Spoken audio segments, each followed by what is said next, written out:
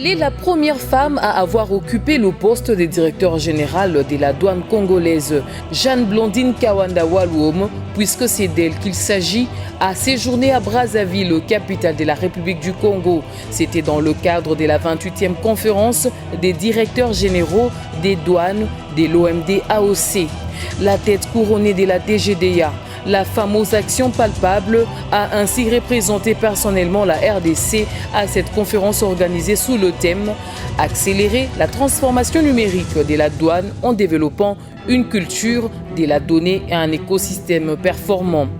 Au cours de ces assises, tenues au centre des conférences internationales de Kintélé, réunissant les responsables des administrations douanières des pays membres de l'OMD AOC et les partenaires au développement, la dynamique Jeanne Blandine Kawanda Walwom a mis l'accent sur l'importance de réfléchir sur l'amélioration des conditions de travail des administrations douanières, notamment en termes de numérisation et de la digitalisation. Aujourd'hui, c'est un thème qui parle de la numérisation, qui parle de la transformation numérique, et c'est un sujet qui a été débattu, qui fait partie des priorités de l'OMD pour l'année 2022-2023.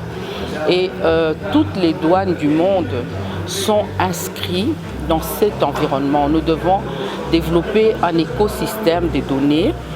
C'est basé sur le fait que la douane récolte beaucoup de données. Et donc, comment utiliser toutes ces données pour pouvoir améliorer la réforme de nos administrations, parce que nous sommes tous inscrits, toutes les douanes de la région et du monde, dans la réforme et la modernisation de nos administrations douanières. La patronne de la douane congolaise s'est déjà lancée dans la logique d'informatisation et numérisation afin de s'adapter aux réalités et à l'évolution numérique. Avec 86% des bureaux douaniers en RDC déjà informatisés, Jeanne Blandine Kawanda Walwom entend poursuivre et finaliser ces processus de réforme avec l'appui du FMI.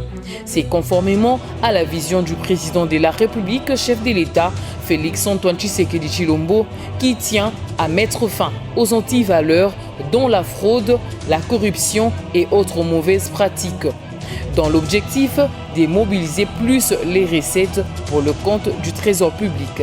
Nous sommes déjà inscrits là-dedans. Je pense que 86% de nos bureaux douaniers sont informatisés. Nous fonctionnons maintenant dans le cadre de la réforme et de toute la diplomatie que le chef de l'État, Félix-Antoine Tshisekedi Tshilombo, a menée. Nous avons maintenant tous les bailleurs, les partenaires au développement qui nous accompagnent. Et dans ce cadre-là, le FMI est présent au pays, travaille avec le ministère des Finances et a inscrit dans les projets à court terme, il y a 10 bureaux de douane à l'intérieur du pays qui n'étaient pas encore informatisés, que nous sommes en train d'informatiser. Nous sommes en train de finaliser l'informatisation de ces 10 bureaux douaniers.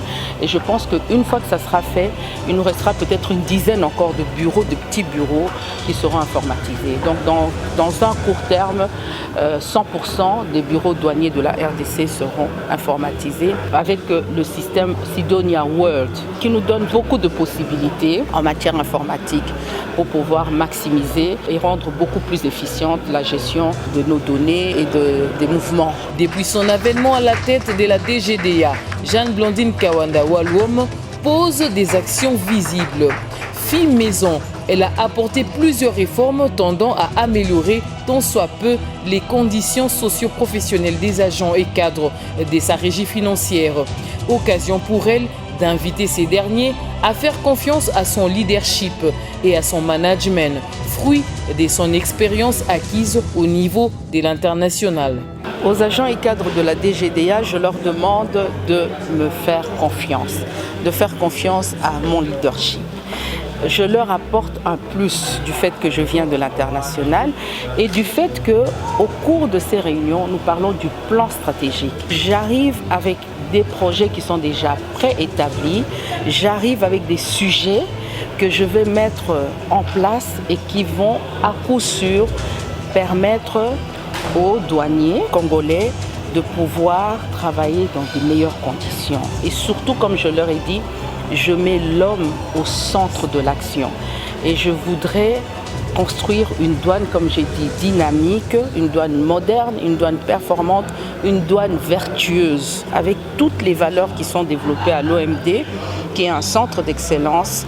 La vertu, la bonne gouvernance, l'éthique ne peuvent que nous permettre d'avancer, d'évoluer et de travailler dans de meilleures conditions. Dans son mot, lors de la cérémonie des clôtures de cette 28e conférence des directeurs généraux de l'Organisation mondiale des douanes pour la région Afrique occidentale et centrale, le numéro 1 de la douane congolaise a, au nom de tous les participants, remercié la vice-présidence de l'OMD AOC pour la réussite de ces assises. Considérant l'engagement permanent des autorités de la République du Congo en faveur des administrations douanières de la région, considérant les efforts soutenus de la vice-présidence en termes de confort et de sécurité pour le succès de la présente conférence, exprimant notre gratitude à son Excellence Denis Sassou Nguesso, président de la République, chef de l'État, pour avoir accepté la tenue de cette conférence qui nous a permis d'examiner et de prendre acte d'un certain nombre de points d'intérêt communs, parmi lesquels le bilan de la mise en œuvre du plan stratégique 2018-2022, le projet du plan stratégique régional, l'état d'avancement du dossier relatif au statut des structures régionales, l'état des lieux des contributions des administrations au fonds régional, le nouveau programme pilote d'établissement d'un réseau régional des champions de la modernisation de la gestion du capital humain douanier qui a abouti à l'élaboration de la déclaration de Brazzaville que les directeurs généraux ont adopté.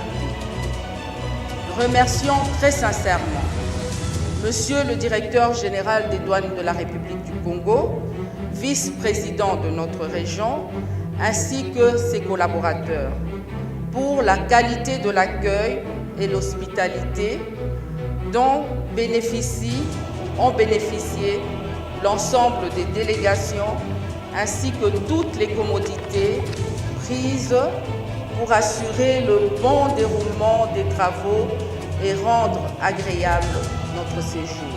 Au bout de 2 jours des travaux intenses, c'est sur une note de satisfaction que s'est clôturée ces assises de Kintélé. Une randonnée fluviale a été organisée par la vice-présidence de l'OMD AOC sur le fleuve Congo.